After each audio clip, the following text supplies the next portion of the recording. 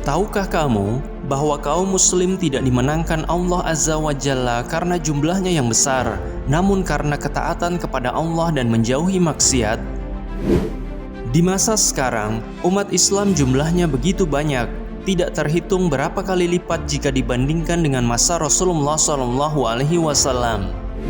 Apalagi di negara kita, Islam merupakan agama mayoritas dengan ratusan juta jiwa pemeluknya.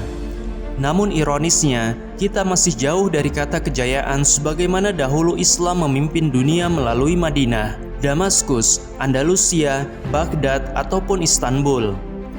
Kita kalah jauh dari bangsa barat dalam berbagai bidang, padahal dahulu ketika kaum muslim bertahta di Andalusia selama kurang lebih 800 tahun, umat Islamlah yang mengajarkan bangsa barat berbagai disiplin ilmu seperti ilmu kedokteran, teknologi pertanian, arsitektur, astronomi, dan masih banyak lagi.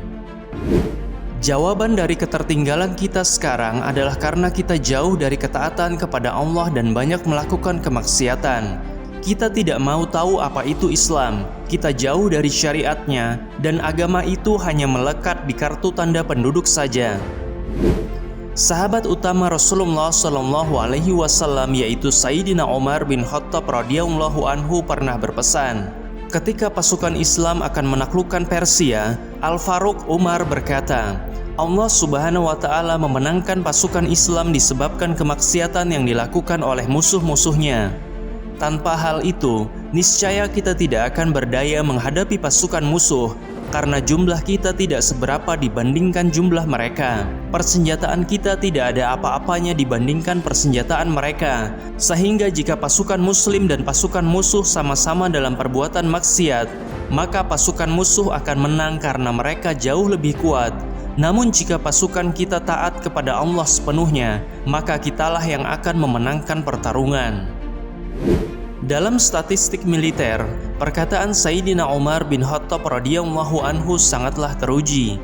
Dalam perang Badar, Rasulullah SAW memimpin 300 orang sahabat melawan 1000 orang kafir Quraisy dan Islamlah yang menang.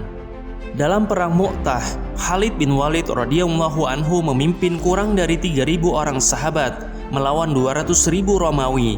Pada akhirnya tidak terhingga kematian di pihak Romawi, sementara umat Islam hanya 12 orang yang mati syahid. Dalam perang Yarmuk, lagi-lagi jenderal muslim Khalid bin Walid radhiyallahu anhu mampu memimpin 40.000 pasukan, menumpas 240.000 Romawi hingga mereka meninggalkan Syam dan lari ke Konstantinopel. Namun dalam perang Uhud, ketika pasukan pemanah bermaksiat dengan tidak menaati pemimpin, maka kerugian besar berada dalam pihak muslimin. Rasulullah kehilangan 70 orang sahabat beliau, termasuk paman beliau Hamzah bin Abdul Muthalib radhiyallahu anhu.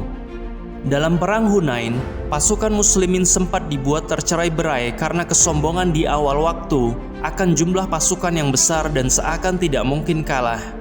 Hingga kemudian Rasulullah bersama 80 orang sahabat utama beliau membalikkan keadaan untuk memenangkan pertarungan.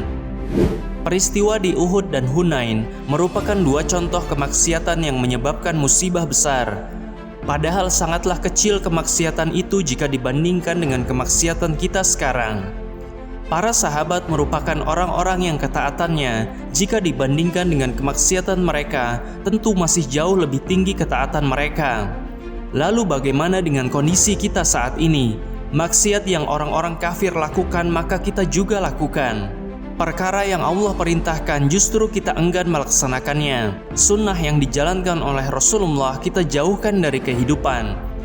Maka pantaslah umat Islam saat ini tercerai-berai, mudah diadu domba, dan jauh dari kewibawaan, sebagaimana Islam dahulu disegani pada masa Rasulullah, pada masa Khulafaur Rasyidin, atau bahkan pada masa sahabat Muawiyah radhiyallahu anhu hingga Sultan Abdul Hamid II, sang singa terakhir Utsmani. Semoga Allah menyatukan kita semua, mempersaudarakan sesama muslim seerat mungkin, sehingga kita bukan hanya jumlahnya saja yang banyak, namun kembali kuat sebagaimana dahulu.